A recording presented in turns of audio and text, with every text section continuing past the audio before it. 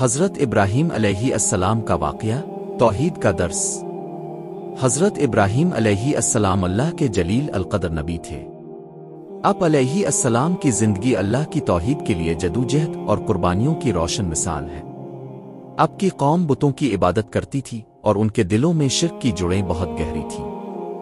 حضرت ابراہیم علیہ السلام نے اپنی قوم کو حق کی طرف بلانے کا ارادہ کیا۔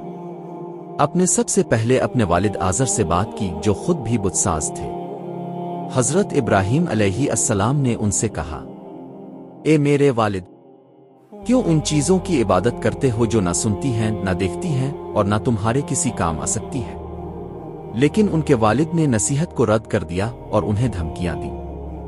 حضرت ابراہیم علیہ السلام نے پھر اپنی پوری قوم کو مخاطب کیا اور ان کے سامنے دلائل دیے کہ یہ بت کیسے خدا ہو سکتے ہیں جو خود اپنی حفاظت بھی نہیں کر سکتے۔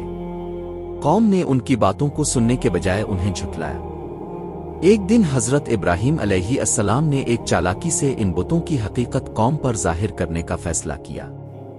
جب ان کی قوم جشن منانے شہر سے باہر گئی تو اب بت خانے میں گئے اور تمام بتوں کو توڑ دیا سوائے ایک بڑے بت کے۔ اپنے کلہاڑا اس بڑے بت کے کندھے پر رکھ دیا۔ جب قوم واپس آئی اور اپنے بتوں کی حالت دیکھی تو سخت غصے میں آ گئی۔ انہوں نے پوچھا، یہ کس نے کیا؟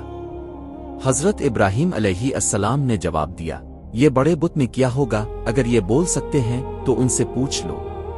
یہ سن کر قوم شرمندہ ہوئی کیونکہ وہ جانتے تھے کہ بت نہ بول سکتے ہیں اور نہ کچھ کر سکتے ہیں، لیکن ضد اور اناد کی وجہ سے انہوں نے حضرت ابراہیم علیہ السلام کو آگ میں ڈالنے کا فیصلہ کیا۔ انہوں نے ایک بڑی آگ جلائی اور حضرت ابراہیم علیہ السلام کو اس میں ڈال دیا، لیکن اللہ تعالیٰ نے آگ کو حکم دیا، اے آگ، ٹھنڈی ہو جا اور ابراہیم کے لیے سلامتی بن جا۔ آگ نے حضرت ابراہیم علیہ السلام کو کوئی نقصان نہیں پہنچایا اور وہ صحیح سلامت باہر آ گئے۔ یہ معجزہ دیکھنے کے باوجود قوم کے زیادہ تر لوگ ایمان نہیں لائے، لیکن کچھ لوگ حق کو قبول کر کے آپ کے ساتھ ہو گئے۔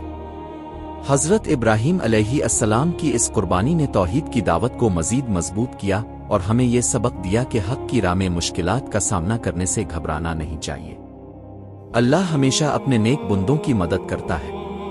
یہ واقعہ نہ صرف توحید کی اہمیت کو اجاگر کرتا ہے بلکہ یہ بھی سکھاتا ہے کہ اللہ کی راہ میں صبر، حکمت اور قربانی کا کتنا بڑا مقام ہے۔